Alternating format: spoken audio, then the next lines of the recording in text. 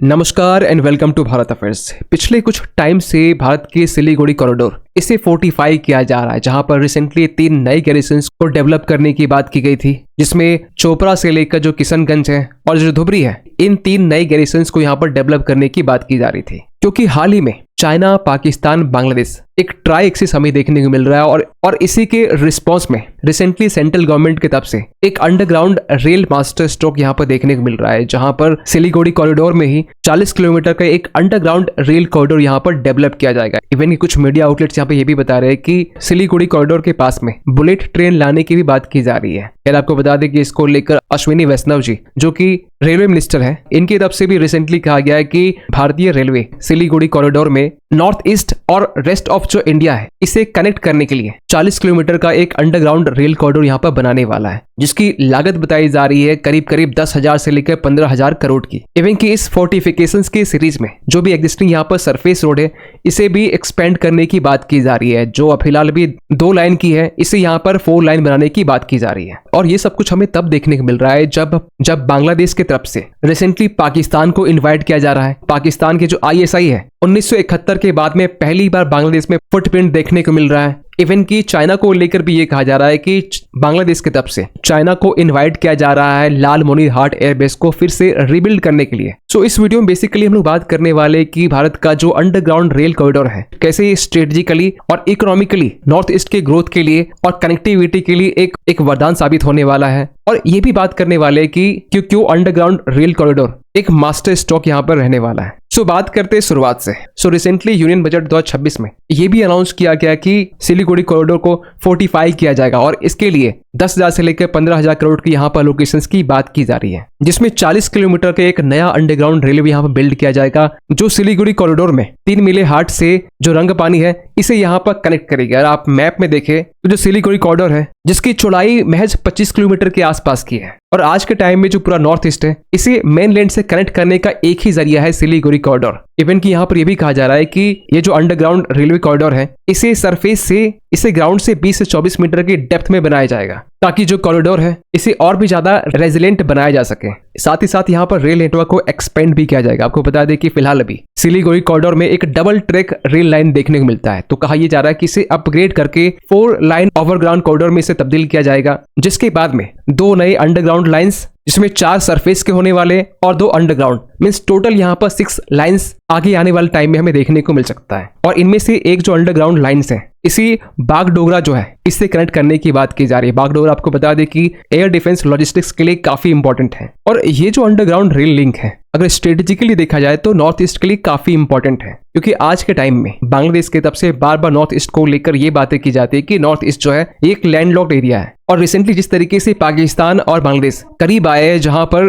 पाकिस्तान की तरफ से जो ऑफिसर्स है वो लगातार बांग्लादेश विजिट कर रहे हैं, ISI का फिर से एक बार फुटप्रिंट्स हमें देखने को मिल रहा है बांग्लादेश में, तो ऐसे टाइम में सिलीगुड़ी कॉरिडोर को फोर्टिफाई करना ये और भी ज्यादा जरूरी हो जाता है। और रिसेंटली आपने ये भी देखा होगा कि किस तरीके से हमने सिलीगुड़ी कॉरिडोर में 3 नए मिलिट्री गैरिसन्स को हमने बिल्ड किया है, जिसमें चोपड़ा से लेकर जो किशनगंज है और जो धुबरी है, इसके बारे में हम लोग पहले ही बात कर चुके हैं। और आज से करीब 2 वीक पहले जनवरी की बात करें, जब मोहम्मद यूनुस चिकन नेक को लेकर बार बार इंडिया को टीज कर रहे हैं, जहां पर बांग्लादेश की तरफ से चाइना के जो एनवॉय है इन्हें तीस्ता प्रोजेक्ट साइट में विजिट करता हुआ दिखा गया। यहाँ पर यह भी कहा जा रहा है कि जो तीस्ता रिवर प्रोजेक्ट है, जिसको लेकर बांग्लादेश और भारत के बीच में एक लंबे टाइम से नेगोशिएशन चल रही थी, लेकिन स्टेट गवर्नमेंट और सेंट्रल गवर्नमेंट के बीच में डिस्प्यूट्स होने के कारण जो तीस्ता रिवर प्रोजेक्ट है, इसी शेख हसीना के टाइम में भी इसे कंक्लूड नहीं किया गया था। और इसी चीज को लेकर जो मोहम्मद यूनुस है अब चाइना को यहाँ पर लाने की बात कर रहा है, जहां पर यह भी कहा जा रहा है कि चाइना के एनवॉय की तरफ से जो रिसेंटली विजिट किया गया है, जिसमें टेक्निकल असेसमेंट करने की बात की जा रही है। टेक्निकल असेसमेंट करना मींस बहुत जल्द तीस्ता रिवर को लेकर एक मास्टर प्लान यहां पर इंप्लीमेंट होने की संभावना है। और ये बातें जो है बांग्लादेश की वाटर रिसोर्स जो एडवाइजर है सैयद रिजवान हसन, इनकी तरफ से बातें की गई है। और आपके दिमाग में ये सवाल निकल के आ रहा है कि भारत को बांग्लादेश से डरने की क्या जरूरत है। देखिए, भारत के लिए खतरा बांग्लादेश नहीं है, भारत के लिए सबसे बड़ा खतरा है चाइना। ये बातें भारत के रिटायर्ड ब्रिगेडियर की तरफ से भी ये बातें की गई है, जिसमें यह कहा गया कि चिकन नेक कॉरिडोर को लेकर सबसे बड़ा जो खतरा है वो चाइना की तरफ से है, ना कि बांग्लादेश की तरफ से। लेकिन बांग्लादेश को यह बात अच्छे से मालूम है कि बांग्लादेश में किसी तरीके से चाइना को इन्वॉल्व किया जाए, और इसके लिए पिछले साल मई के महीने में यह भी अपडेट निकल के आया है कि बांग्लादेश चाइना को इनवाइट कर रहा है लाल मोनीर हाट एयरबेस को फिर से रिबिल्ड करने के के लिए। और आप समझ सकते हैं कि ये जो लाल मोनी घाट है ये भारत के चिकन नेक से महज 135 किलोमीटर के डिस्टेंस में है। और अगर इंडिया की बॉर्डर की बात की जाए तो ये महज 15 किलोमीटर के डिस्टेंस में आप यहाँ पर देख पाएंगे जो मेघालय वाला रीजन है। और एक चीज आप नोटिस कर पाएंगे कि 2021 में भारत की तरफ से ही जो ईस्टर्न कमांड चीफ है उन्होंने ये कहा था कि चाइना आज के टाइम में चुंबी वैली पर जो अपनी कनेक्टिविटी है और भी ज्यादा मजबूत कर रहा है। चुंबी वैली को अगर मैप में देखें तो ये सिक्किम और भूटान के बीचों बीच आपको देखने मिलेगा, जहां में डोकलाम क्राइसिस देखने को मिला था। तो डोकलाम क्राइसिस के बाद से चाइना लगातार अपने इंफ्रास्ट्रक्चर्स को बिल्ड कर रहा है चुंबी वैली के पास में। और अगर आप इसकी लोकेशन देखें तो सिलीगुड़ी कॉरिडोर से ये काफी नजदीक है। यहाँ तक कि चाइना की तरफ से अक्साई चीन में भी अंडरग्राउंड टनल्स का निर्माण किया जा रहा है। इसको लेकर मैक्सर की तरफ से काफी सैटेलाइट इमेजेस रिलीज की गई थी 2023 के टाइम में। आप यहाँ पर देख पाएंगे एक दो नहीं पूरे 4 टनल हमें देखने को मिल रहा है इवन, जबकि 2021 के टाइम में चाइना का यही जो एरिया है ये अनडेवलप था। लेकिन जस्ट 2 साल में आप समझ सकते हैं 2021 दिसंबर की बात कर रहे हैं ऊपर में, और अगस्त 2023 में चाइना ने इसे एक्सटेंसिवली डेवलप कर दिया है। तो ऐसे टाइम में भारत की तरफ से सिलीगुड़ी कॉरिडोर को फोर्टिफाई करना, इससे हमारी जो वल्नरेबिलिटी है ये भी हम लोग कम कर सकते हैं। क्योंकि अगर ये मान के चले आज जहां अंडरग्राउंड रेल कॉरिडोर नहीं बना है तो ऐसे टाइम में वॉर लाइक सिचुएशंस में जो दुश्मन देश है उनके पास में ये एडवांटेज होता है कि हमारे ब्रिज को कभी भी डिस्ट्रॉय कर सकते हैं, ड्रोन से टारगेट कर सकते हैं, ट्रैक को सैबोटाज कर सकते हैं, फ्लड, लैंडस्लाइड, इन सब का भी खतरा है। और एक रियल एग्जांपल आपको बताते हैं कि 1971 के टाइम में भुज एयर स्ट्रिप को किस तरीके से पाकिस्तान के एयरफोर्स ने 64 बॉम्ब और 22 रॉकेट के साथ में बुरी तरीके से यहां पर डैमेज किया था, जिसमें भुज एयरफील्ड में 14 दिन में पाकिस्तान की तरफ से 35 टाइम्स टारगेट किया गया था। और आपने भुज मूवी भी देखी होगी जिसमें अजय देवगन जो है ये स्क्वाड्रन लीडर विजय कार्निक इनका रोल प्ले करते हैं। जिसमें आपने ये भी देखा होगा कि भुज एयर स्ट्रिप को पाकिस्तान कैप्चर कर ही लेता अगर माधपुर विलेज के जो 300 लोकल वुमेन है इनकी तरफ से 72 घंटों में अगर रनवे को रिबिल्ड नहीं किया जाता तो उस टाइम भारत की तरफ से जो सुखोई 7 यूज किया जा रहा था वो आर्मी ट्रूप्स को लेकर वहां पर लैंड न करती। तो इसी वल्नरेबिलिटी को कम करने के लिए भारत सिलीगुड़ी कॉरिडोर में, जो कि अप्रॉक्स प्लेन रीजन है, वहां पर 20 से 24 मीटर की डेप्थ में अंडरग्राउंड रेल कॉरिडोर बना रहा है। जिसका फायदा ये होने वाला है कि अगर एयर स्ट्राइक भी की जाती है तो